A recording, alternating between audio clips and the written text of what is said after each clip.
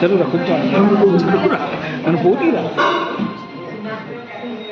సదాశివ సమారంభాం నీలకంఠారీయోధ్యమాం అస్మదాచార్యపర్యంతం పరంపరాం అపార కరుణోపేతం సద్గురుం సర్వతోముఖం కైలాసవాసిదేవం శివానందం ఉపాస్మహే.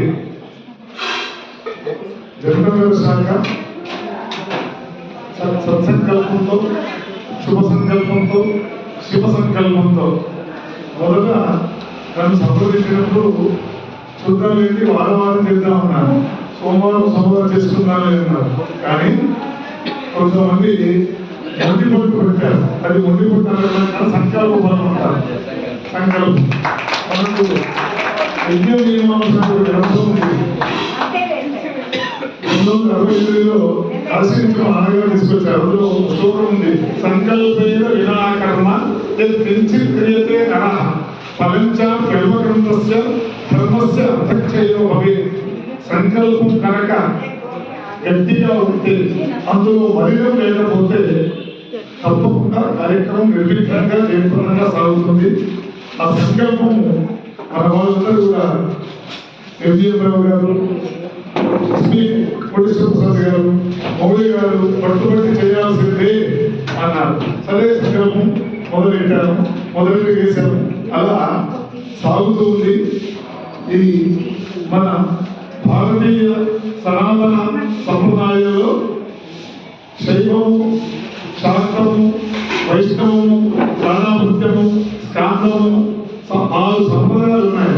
కానీ ఏ సంప్రదాయంలో కూడా ఇలా ఒక మహోన్నత వ్యక్తిని గురువుగా, శివుడిగా, మహేశ్వరుడిగా భావించి చేసేటువంటి పూజ కేవలం శ్లోకశైవ సంప్రదాయంలోనే ఉంది. అలాంటి సంప్రదాయాన్ని ఎన్నో అడ్డంకులు, ఎన్నో దృష్టి ఎన్ని ఉన్నా కూడా అన్నింటినీ కూడా పరమశివుడి యొక్క ఆజ్ఞతో, పూజ్య పీఠాధిపతుల యొక్క ఆశీస్సులతో కార్యక్రమము మనం ఒక రోజు అర్థం చేసుకోవాలి. 40 మంది భోజనం పెట్టాలంటే ఎంత ఇబ్బంది పడుతుందో మనకు తెలుసు. మన మార్కెట్కి వెళ్ళాలి, వంట చేయాలి, రకరకాలుగా. అలాంటిది పూర్వకాలంలో నైమిషారణ్యంలో సప్రయాగం చేసేవారు 40 రోజులు. అలా సప్రయాగాన్ని తలపించే విధంగా చక్కగా శివ సంకల్పంతో, మన సర్వశైవాన్ని సుసంపన్నం చేసినటువంటి పూర్వాచార్యులు ప్రతిరోజు చదువుకున్నారు. సదాశివ సమారంభం నీలకంఠాచార్యులు, శంకరాచార్యుల వారు, శివానందమూర్తి గారు, పీఠాధిపతులు, వీళ్ళందరూ మహానుభావులు, తపస్సంపన్నులు మన సర్వశైవాన్ని సుసంపన్నం చేశారు. వారు పెట్టిన భిక్ష మునుగుడు రామయ్య శాస్త్రి గారు, అలాగే దీని తాతగారు రామపల్లి శాస్త్రి గారు, ఎంతెంతో మహానుభావులు ఉన్నారు. శాస్త్రి గారు మన కళకు మనం చూశాము. అలాంటి మహనీయుల శుభాకాంక్షలతో అందరి సేవ. నేను మొదటి రోజు వచ్చాను, మొదటి రోజు వచ్చాను, 1000 రోజులు వచ్చాను. కానీ అయినా కూడా వాళ్ళు నా పేరు వేశారు, నా ఫోటో వేశారు. ఉందండి, అది అభిమానం వల్ల, ఆనందం వల్ల ఏమనాలో తెలియదు. అలా జరుగుతూ ఉంటుంది. సంకల్పం అనేది సరిగ్గా ఉంటే తప్పకుండా జరుగుతుంది. ఇది నిదర్శనము.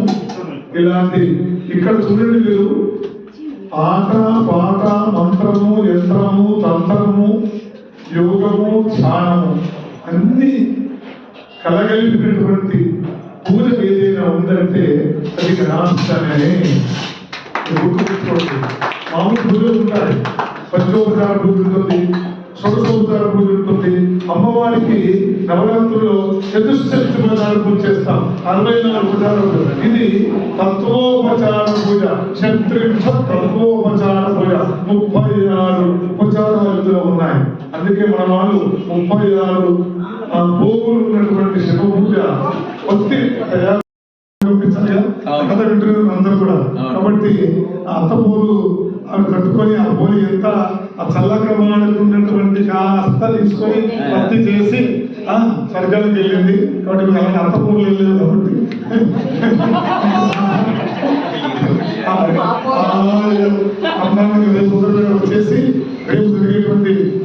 అన్నపూర్ణాహుతులు, గౌరీ రక్తబంధం, ఛాయా రక్తబంధం అంటారు. కాబట్టి ఎందుకంటే అమ్మవారు శివశక్త్యాయుక్తో ఇది భవతి శక్త ప్రభుత్వం అధికంగా ఉన్నారు. శక్తి లేకుండా పరమశివుడు కించిత్తు కూడా స్పందించలేడు. కాబట్టి మా మహిళా శక్తి వీటితో చూపించాలని కోరుతూ అమ్మవారి యొక్క పరిపూర్ణమైనటువంటి అనుగ్రహాన్ని పొంది రేపు కూడా గౌరీ రక్తబంధంలో చక్కగా కుంకుమార్చన చేసుకొని అందరూ కూడా ఆ అయ్యవారి అమ్మవారి అనుగ్రహాన్ని పొందాలని కోరుతూ ఈ సందర్భంగా మా కార్యదర్శి శ్రీమతి పండిత సార్ గారు మనం అక్కడ ఉన్నప్పుడు దాదాపు 20 టేబుల్స్ జెండా దగ్గర శాఖ కొన్ని వారికి ఇచ్చేసాం. నేను అన్నాను అవన్నీ చూసుకుందాం అంటే వీళ్ళంతా నూనెలో అలా వద్దు, ఎందుకంటే మనం అక్కడ చేసుకున్నాం కాబట్టి అక్కడే ఉండనివ్వండి అని అన్నారు. అలాగే మళ్ళీ ఇక్కడ టేబుల్స్ కావాల్సి వచ్చినాయి. ఆ రోజు అనుకోకుండా వీరేశం గారి కొడుకు అన్నం వచ్చేసి అన్నయ్య నేను 6 టేబుల్స్ ఇస్తాను తీసుకున్నాను. అది చాలా విశేషం అన్నమాట. ఆ 6 టేబుల్స్తోనే మేము ఎట్లా కూడా ఈ సంవత్సరానికి గడిపాము. వచ్చే సంవత్సరానికి 6 టేబుల్స్ ఇంకా 18 టేబుల్స్ చేద్దాము. అలాగే మన ఇక్కడ ఉండే సింహాసనాన్ని మన అమర్నాథ్ శర్మ గారి మేనల్లుడు గారు మల్లికార్జున శర్మ గారు ఇచ్చారు. వారికి వారి కుటుంబానికి ముఖ్యంగా నా ధన్యవాదాలు చెప్తున్నాను. వారి యొక్క సకల సౌఖ్యాలు కలగాలని దౌతులు మడిపల్లి సాయినాథ్ గారు దోతులు మనకి ఇచ్చారు. ఆ దోతులు కూడా మనం పెట్టుకుంటూ వచ్చాము. అలాగే దాదాపుగా మనకి తెలిసిన వాళ్ళు తెలియని వాళ్ళు అంతా అనేక విధాల సహాయ సహకారాలు చేశారు. మనం ఇవాళ ఏం ఇబ్బంది లేకుండా ఎంత హాయిగా చేసుకున్నాం. ఇబ్బంది ఉంటే మేము ఉన్నాం, దానికి ఏం ప్రాబ్లం లేదు. ఇబ్బంది లేకుండా ఎంత హాయిగా చేసుకున్నాం అంటే ఆ అది అమ్మవారి యొక్క కేవలం ఆశీస్సులు. అది మాది కథ పెత్తనం, వీడే పెత్తనం. దాని కేవలం కథ పెత్తనమే, పెత్తనం అంతా వీళ్ళదే. అది నేను ఎందుకంటే నేను గొప్ప చెప్పుకోకూడదు, చేసిందే గొప్ప మీకే ఉండాలా. పైన నేను పెద్దవాడిని కాబట్టి వాళ్ళంతా కూడా చంద్రమౌళి వీళ్ళంతా కూడా అభిమానిస్తున్నారు. వాళ్ళందరూ కూడా చిన్నవాళ్ళైనా కూడా నేను ఆశీస్సులు కలిగజేస్తున్నాను.